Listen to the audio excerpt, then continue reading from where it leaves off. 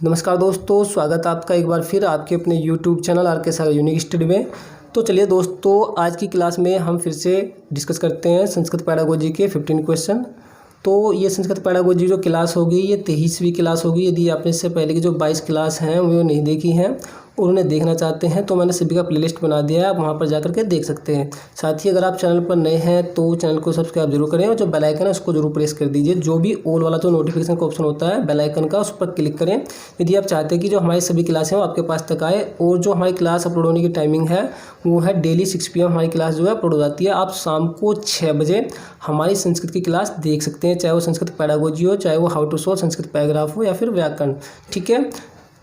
और साथ ही एक बात और मैं आपको बताऊं कि मैंने जो इससे पहले की जो क्लास है उसमें पूछा था आपसे एक क्वेश्चन, तो बहुत सारे हमारे स्टूडेंटों ने उसका रिप्लाई भी किया है। तो मैं वीडियो के अंत में बताऊंगा कि जो मैंने कल क्वेश्चन पूछा था उसका सही आंसर क्या है और किन किन स्टूडेंटों ने सही आंसर दिया है। तो चलिए शुरू करते हैं आज की क्लास। तो आज की क्लास में जो पहला क्वेश्चन है वो है, तो इसमें जो पहला क्वेश्चन है ये है, प्राथमिक कक्षाया छात्राणां कृते मातृभाषाया एव पाठनम स्यात् इति संस्तुतम् अस्ति तेन। मतलब क्वेश्चन में पूछा गया है प्राथमिक कक्षा में जो छात्र होते हैं उनको मातृभाषा में ही पढ़ाना चाहिए। यह जो संस्तुति है यानी कि ये जो बात है इससे क्या होगा, ठीक है। तो सीधे सीधे क्वेश्चन में पूछा गया है कि जो प्राथमिक कक्षा होती है उसमें जो छात्र होते हैं उनको मातृभाषा में ही पढ़ाना चाहिए। तो उन्हें क्यों पढ़ाना चाहिए, इससे उन्हें फ़ायदा क्या होता है, उससे लाभ क्या होगा।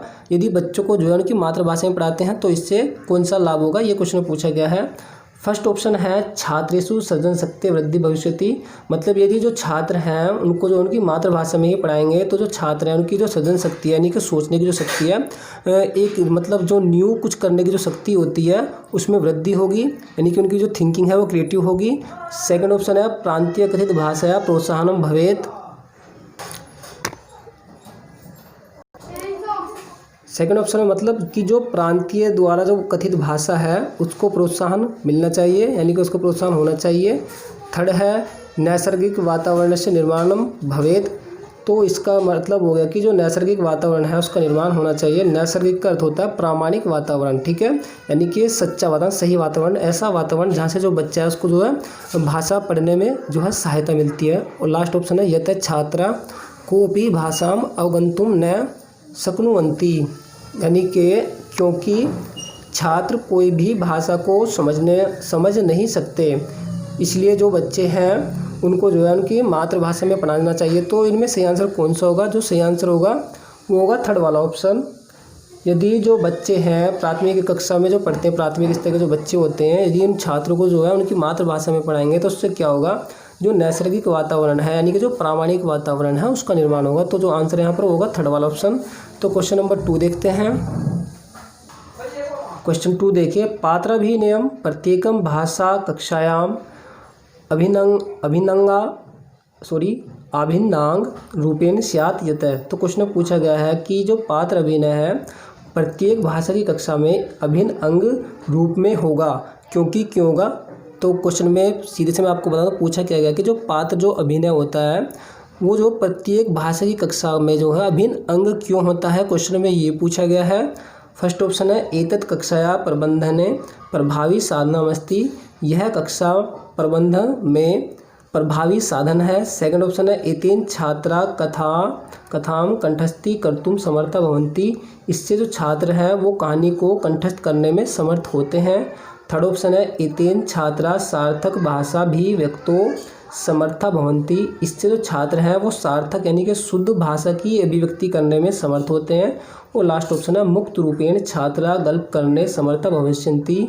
यानी कि जो मुक्त रूप से जो छात्र होते हैं वो गप्पा करने में यानी कि जो मतलब बातचीत जो करते हैं उसे करने में समर्थ होते हैं। तो इनमें सही आंसर कौन सा होगा ये अब आपको बताना है। तो देखिए इसमें जो सही आंसर होगा वो होगा थर्ड वाला ऑप्शन। जो पात्र अभिनय होती है, ठीक है, ये प्रत्येक भाषा की कक्षा में अभिनंग इसलिए होता है क्योंकि इससे जो छात्र हैं वो शुद्ध भाषा की व्यक्ति करने में समर्थ होते हैं। तो जो आंसर होगा यहाँ पर वो थर्ड वाला ऑप्शन। देखते हैं क्वेश्चन नंबर 3 क्वेश्चन में पूछा गया है, अधोलिखितेषु संस्कृतस्य शिक्षणानां कः अस्ति सन्ति। क्वेश्चन में पूछा गया है कि निम्नलिखित में से संस्कृत के जो शिक्षण की विधियाँ है वो कौन सी है या है, ठीक है। तो इनमें से आंसर कौन सा होगा ये बताना है कि जो निम्नलिखित में से संस्कृत के शिक्षण की कौन सी विधि है या है, ये क्वेश्चन में पूछा गया है।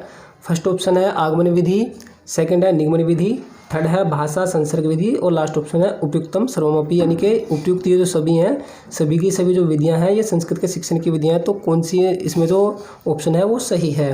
तो देखिए आगमन विधि के बारे में भी आप जानते हैं, निगमन विधि के बारे में भी, लेकिन जो भाषा संसर्ग विधि है उसको आप नहीं जानते। थोड़ा सा मैं आपको बता देता हूँ भाषा संसर्ग विधि के बारे में कि भाषा संसर्ग विधि होती क्या है। देखिए जो संसर्ग विधि होती है इसमें होता क्या है, जो विद्यार्थी हैं वो किसी के साथ में या है ना किसी के सानिध्य में रहकर क्या करते हैं, वो जो है व्याकरण सीखते हैं। ठीक है, मतलब किसी के साथ या किसी के सानिध्य में रहकर जो व्याकरण सीखा जाता है उसे कहते हैं भाषा संसर्ग विधि। ठीक है, और लास्ट ऑप्शन है उपयुक्तम सर्वमपि, यानी कि उपयुक्त सभी। तो देखिए आगमन विधि, निगमन विधि और भाषा संसर्ग विधि, ये तीनों की तीनों जो विधियां हैं ये जो संस्कृत के शिक्षण की विधियां हैं। तो जो आंसर होगा यहाँ पर फोर्थ ऑप्शन होगा उपयुक्त सभी।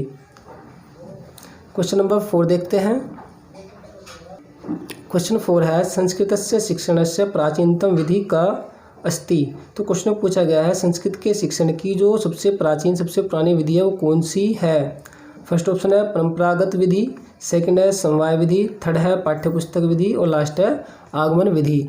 तो देखिए जो संस्कृत शिक्षण की सबसे प्राचीन विधि है वो है परंपरागत विधि। तो जो आंसर है यहाँ पर वो होगा फर्स्ट ऑप्शन परंपरागत विधि। ठीक है, और ये जो विधि है परंपरागत विधि इसमें जो है सूत्रों को रटने पर जो है विशेष बल दिया जाता है। तो ठीक है, यदि क्वेश्चन में आपसे कभी पूछ लिया जाए कि ऐसी कौन सी विधि है जिसमें जो है याद करने में रटने पर बल दिया जाता है, तो जो वो विधि है वो है परंपरागत विधि, क्योंकि ये जो है प्राचीन विधि है इसलिए इसमें क्या होता है रटने पर बल दिया जाता है। तो जो आंसर है वो होगा इसमें फर्स्ट ऑप्शन। तो क्वेश्चन नंबर 5 देखते हैं। और यदि क्लास अच्छी लग रही है, वीडियो को अभी तक लाइक नहीं किया तो लाइक जरूर कर दीजिए और कमेंट कर दीजिए। क्वेश्चन नंबर 5 देखते हैं। क्वेश्चन नंबर 5 है संक्षिप्त गद्यांशम अधिकृतेषु वाक्येषु रिक्त स्थान पूर्ति संबद्ध प्रश्नस्य मूलोद्देश्य अस्ति। तो क्वेश्चन में पूछा गया है कि संक्षिप्त जो गद्यांश है उस पर अध्ययन करके उसमें जो वाक्य हैं वाक्यों में रिक्त स्थानों की जो पूर्ति होती है उनसे संबंधित जो प्रश्न है उनका मूल उद्देश्य कौन सा है इसमें, ये आपको बताना है। ठीक है, तो क्वेश्चन की लैंग्वेज को एक बार फिर से आपको समझा देता हूँ ताकि आपको थोड़ा सा इजी वे में समझ आ जाए। तो क्वेश्चन में पूछा गया है यदि कोई संक्षिप्त गद्यांश है उस पर जो है आधारित कोई मतलब वाक्य है, वाक्यों में जो रिक्त स्थान की पूर्ति है, मतलब वाक्यों में जो रिक्त स्थान वाली पूर्ति वाले जो क्वेश्चन होते हैं उनसे संबंधित प्रश्न, तो उनका मूल उद्देश्य कौन सा होता है क्वेश्चन में ये पूछा गया है। फर्स्ट ऑप्शन है सारांश लेखन क्षमता आकलनम, सारांश लेखन क्षमता का आकलन करने के लिए। सेकंड ऑप्शन है वर्तनी इति योग्यताया आकलनम, वर्तनी ऐसी जो योग्यता है उसका आकलन करने के लिए। थर्ड है अवबोधन क्षमता आकलनम, यानी कि जो समझ है उसकी क्षमता का आकलन करने के लिए। और लास्ट ऑप्शन है नूतन शब्द प्रयोग क्षमता आकलनम, यानी कि जो नए शब्द है उनके प्रयोग की क्षमता का आकलन करने के लिए जो है इस प्रकार के जो क्वेश्चन है वही इनका उद्देश्य होता है। तो इनमें जो उद्देश्य है इन क्वेश्चनों का वो कौन सा होगा, वो होगा थर्ड वाला ऑप्शन। यदि कोई गद्यांश जो है वो पढ़ाया जाए बच्चों को, उसमें जो कुछ वाक्य दिए जाए रिक्त स्थान की पूर्ति वाले, ठीक है, तो इस प्रकार के जो प्रश्न होते हैं उनका मूल उद्देश्य ये होता है कि जो बच्चे हैं उनमें जो उनकी जो समझ है उनकी क्षमता का आकलन जो है किया जा सके। तो जो आंसर होगा इसमें वो होगा थर्ड वाला ऑप्शन की जो समझ की क्षमता है उनका आकलन करने के लिए जो है इस प्रकार के जो क्वेश्चन है वो दिए जाते हैं, इनका उद्देश्य ये होता है। ठीक है, तो देखते हैं क्वेश्चन नंबर 6। क्वेश्चन 6 है को अपि छात्र अनुकरणापेक्षया मूल रूपेण रचनात्मकम लेखनम लेख लिखति इदम किम कथ्यते। तो क्वेश्चन में पूछा गया कि कोई छात्र अनुकरण की अपेक्षा मूल रूप से रचनात्मक लेख लिखता है तो यह क्या कहा जाता है, क्वेश्चन में ये पूछा गया है। फर्स्ट ऑप्शन है कथा लेखनम, कथा लिखना। सेकंड है संवाद लेखनम, संवाद लिखना। थर्ड है सृजनात्मक लेखन, सृजनात्मक लिखना। सृजनात्मक लेखन का अर्थ होता है जब कोई भी स्टूडेंट अपने आप से कुछ न्यू सोच करके लिखता है। ठीक है, और लास्ट ऑप्शन है पत्र लेखन, पत्र का लिखना। तो क्वेश्चन में पूछा गया है जब कोई छात्र मतलब अनुकरण की अपेक्षा, मतलब वो जो है नकल करके मतलब नकल नहीं करता है, अनुकरण की अपेक्षा वो क्या करता है मूल रूप से रचनात्मक लेख लिखता है, मतलब खुद से कुछ सोच करके वो जो है लिखता है, अपने माइंड से कुछ सोच करके वो लिखता है। तो इस प्रकार का जो लेख है उसे कहा जाता है सृजनात्मक लेख। तो जो आंसर होगा वो होगा यहाँ पर थर्ड ऑप्शन सृजनात्मक लेखन। ठीक, क्वेश्चन नंबर 7 देखते हैं। क्वेश्चन नंबर 7 है संस्कृत पदस्य शिक्षणस्य विधि अस्ति। तो संस्कृत का जो पद होता है उसके शिक्षण की विधि है, कौन सी है। फर्स्ट ऑप्शन है समवाय विधि, सेकंड है भाषा संसर्ग विधि, थर्ड है पाठ्यपुस्तक विधि और लास्ट ऑप्शन है अन्वय विधि। तो ये क्वेश्चन में पूछा गया है कि जो संस्कृत जो पद होते हैं यदि उनका शिक्षण करना, उनको पढ़ाना हो तो उनमें से जो कौन सी विधि उपयुक्त रहेगी, क्वेश्चन में ये पूछा गया है। देखिए जो इसमें जो आंसर है वो होगा फोर्थ वाला ऑप्शन, अन्वय विधि। ठीक है, अन्वय विधि के द्वारा जो संस्कृत में जो पद होते हैं उनका शिक्षण आसानी से किया जा सकता है। अन्वय का मतलब होता है कि जो पद जो होते हैं उनको क्या किया जाता है, उनको जो है एक व्यवस्थित क्रम में लगा दिया जाता है, मतलब जिसमें जो है जिसके अनुसार अर्थ निकलता है उसके अनुसार उसको क्या किया जाता है, मतलब उनको जो है एक क्रम में लगा दिया जाता है, एक व्यवस्थित क्रम में लगा दिया जाता है। जैसे उनका जो अर्थ निकलता है उसके एक सीधी लाइन में लगा दिया जाता है। ठीक है, तो इसे कहते हैं अन्वय विधि। और जो शब्द होते हैं उसको क्या करते हैं, उसको जो है तोड़कर जो है एक एक शब्द का जो उसमें अर्थ निकाला जाता है। तो इस प्रकार की जो विधि होती है वो होती है अन्वय विधि कहलाती है। ठीक है, यदि हम बात करें समवाय विधि की, समवाय विधि क्या होती है, देखिए समवाय विधि का मतलब होता है जब तो देखिए जो समवाय विधि होती है ये जो है इस बात का विरोध करती है कि जो व्याकरण होता है उसको जो है अलग से ना पढ़ाया जाए, मतलब इस बात का विरोध करती है कि उसको जो है अलग जो है जो पढ़ाया जाता है उसका विरोध करती है। जो समवाय विधि होती है कहती है कि जो संस्कृत व्याकरण है उसको जो है जो गद्य होता है, पद होता है, उसी के साथ में पढ़ाया जाए। ठीक है, क्योंकि यदि जो व्याकरण होता है उसको जो है अलग से पढ़ाया जाता है, पृथक पढ़ाया जाता है, तो उससे होता क्या है, जो व्याकरण है वो नीरस हो जाता है। ठीक है, तो ये जो समवाय विधि है ये अब आपको समझ आ गई होगी। भाषा संस्कृत विधि मैंने भी बता दिया। और जो पाठ्य पुस्तक विधि है, पाठ्य पुस्तक विधि का मतलब होता है कि जैसे मान लीजिए आप जो है कोई भी पाठ्य पुस्तक में कोई लेसन पढ़ा रहे हो, उसमें जो संज्ञा आ गई, सर्वनाम आ गया, तो आप क्या करेंगे, आप जो है अलग से जो संस्कृत मतलब जो व्याकरण है उसको नहीं पढ़ाएंगे। जो पाठ्य पुस्तक में जो भी मतलब पाठ है उसमें जो भी आ रहा है संज्ञा सर्वनाम, आप क्या करेंगे उसमें साथ के साथ बताते चलेंगे। ये होता है पाठ्य पुस्तक विधि की, जिसमें पाठ्य पुस्तक विधि का मतलब जो पाठ्य पुस्तक में होता है उसी को केवल आप पढ़ाएंगे, उसमें अलग से व्याकरण नहीं पढ़ाएंगे। ठीक है, तो इसमें जो आंसर है फिलहाल वो होगा फोर्थ वाला ऑप्शन, अन्वय विधि। ठीक है, संस्कृत के पद के शिक्षण की जो विधि होती है सबसे अच्छी वो मानी जाती है अन्वय विधि। ठीक है, इसमें होता क्या है, इसमें जो वाक्य है उनको क्या किया जाता है, एक व्यवस्थित क्रम में लगाया जाता है, जिसके अनुसार जो अर्थ निकलता है उसी के अनुसार जो है उनको क्या करते हैं, एक क्रम में लगाते हैं और खंड के द्वारा खंडावय विधि के द्वारा उसको क्या करते हैं, पढ़ा जाता है। तो क्वेश्चन नंबर 8 देखते हैं। क्वेश्चन 8 है, पातुम शब्दे प्रत्यय अस्ति। पातुम शब्द में प्रत्यय है। फर्स्ट ऑप्शन है सत्र, सेकंड है सानच, थर्ड है तुमुन और लास्ट है कतुआ। तो देखिए पातुम मैंने जो इससे पहले की क्लासेज में बताया भी है, जो न्यू स्टूडेंट उनको बता देता हूँ कि जो पातुम होता है, पातुम में क्या है, तुम बाद में आपको दिख रहा होगा। ठीक है, यदि किसी शब्द में तुम का जो है क्या हो, केवल आपको जो है मतलब तुम का जो क्या मिले, तुम मिले, तो उसमें क्या होता है, उसमें जो होता है तुमुन प्रत्यय होता है। मतलब आप ये कह सकते हैं कि जो तुमुन प्रत्यय होता है उसका केवल आपको जो तुम ही शेष मिलता है। ठीक है, तो पातुम में आप देख रहे होंगे क्या है, तुम है। ठीक है, तो इसमें कौन सा प्रत्यय होगा, इसमें जो प्रत्यय होगा वो होगा तुमुन प्रत्यय। तो जो आंसर है वो होगा यहाँ पर थर्ड वाला ऑप्शन, तुमुन प्रत्यय। तो क्वेश्चन नंबर 9 देखते हैं। क्वेश्चन नंबर 9 में कह रहा है दर्शनीय पदे प्रत्यय प्रयुक्त है। तो दर्शनीय पद में प्रत्यय प्रयोग हुआ है, कौन सा हुआ है, फर्स्ट ऑप्शन है तव्यत, सेकंड है अनियर, थर्ड है लैब और लास्ट है कत। तो सही आंसर इसमें कौन सा है आपको बताना है। तो देखिए जो दर्शनीय में कौन सा प्रत्यय प्रयोग हुआ है, वो हुआ है अनियर, क्योंकि इसमें लास्ट में जो है क्या बचा हुआ है, अनियर। ठीक है, ये आप याद रखेंगे कि जो अनियर प्रत्यय होता है जब ये किसी के शब्द में जुड़ता है, धातु के रूप में धातु के साथ जुड़ता है, तो उसका केवल जो है अनियर ही शेष रहता है। ठीक है, तो दर्शनीय। ठीक है, जब इसकी संधि विच्छेद करेंगे तो होगा दर्श जमा अनियर। ठीक है, तो जो आंसर है वो कौन सा होगा, वो होगा सेकंड वाला ऑप्शन अनियर। ठीक है, तो दर्शनीय में कौन सा प्रत्यय प्रयोग हुआ है, अनियर। तो आंसर होगा यहाँ पर सेकंड वाला। क्वेश्चन नंबर 10 देखते हैं। क्वेश्चन 10 है कत प्रत्यय प्रयुक्तम। तो कत प्रत्यय प्रयोग हुआ है, किसमें हुआ है, फर्स्ट ऑप्शन है पठित्वा, सेकंड है नयनम, थर्ड है भूत और लास्ट है पीतवा। तो देखिए जो कत प्रत्यय है इसकी जो पहचान है वो होती है कि जब ये किसी के धातु के साथ जुड़ता है, किसी शब्द में जुड़ता है, तो उसका केवल तय ही शेष रहता है। तो इसमें आप देख रहे होंगे तय शेष है, तो कत प्रत्यय किसमें प्रयोग हुआ है, भूत में। तो आंसर होगा यहाँ पर थर्ड वाला ऑप्शन, भूत है। क्वेश्चन 11 देखते हैं। 11 में है पठित्वा पदे प्रकृति एवं प्रत्यय अस्ति। तो क्वेश्चन में पूछा गया है पठित्वा पद में प्रकृति और प्रत्यय है, कौन सा प्रकृति और प्रत्यय है, क्वेश्चन में पूछा गया है। फर्स्ट ऑप्शन है पठ जमा कतुआ, सेकंड है पठ जमा अनियर, थर्ड है पठ जमा सत्र और लास्ट है पठ जमा कत। तो देखिए जो पठित्वा पद में जो प्रकृति है वो होगी पठ और जो प्रत्यय है वो होगा कतुआ। ठीक है, जब ये किसी भी धातु के साथ में जुड़ता है तो क्या केवल त्वा ही शेष रहता है। ठीक है, तो पठ जमा कतुआ होगा पठित्वा, तो तवा यहाँ पर शेष है, आपको दिख रहा होगा। ठीक है, तो जो आंसर है वो कौन सा होगा, वो होगा फर्स्ट ऑप्शन। तो क्वेश्चन नंबर 12 देखते हैं। क्वेश्चन 12 है विहाय शब्दे उपसर्ग प्रकृति एवं प्रत्यय अस्ति। तो 12 क्वेश्चन में पूछा गया है विहाय शब्द में उपसर्ग प्रकृति और प्रत्यय है। फर्स्ट ऑप्शन है वी जमा हा जमा लयप, सेकंड है वी जमा हा जमा सत्र, थर्ड है वी जमा हा जमा कतिन और लास्ट है वी जमा हा जमा कत। तो देखिए जो विहाय है, विहाय में जो उपसर्ग है वो है वी, प्रकृति है हा और जो प्रत्यय है वो है लयप। ठीक है, इन सबको जोड़ करके बनता है विहाय। तो जो आंसर है वो होगा फर्स्ट वाला ऑप्शन।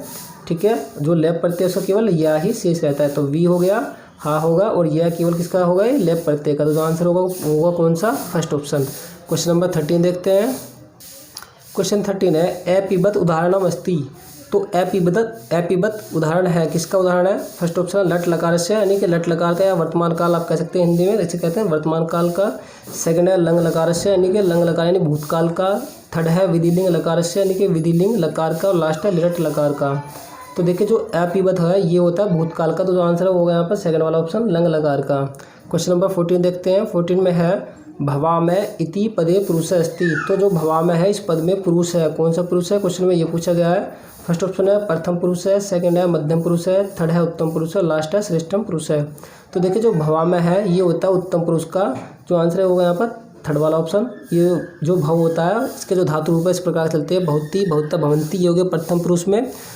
ठीक है, भवसी भवथ भवत, ये हो गया मध्यम पुरुष में। भवामी भवावय भवामय। ठीक है, तो भवामय की बात यहाँ पर की जाएगी, ये होते हैं उत्तम पुरुष में, तो आंसर होगा यहाँ पर थर्ड वाला ऑप्शन उत्तम पुरुष। क्वेश्चन नंबर देखते हैं 15। क्वेश्चन नंबर 15 है तनोति शब्दे धातु अस्ति।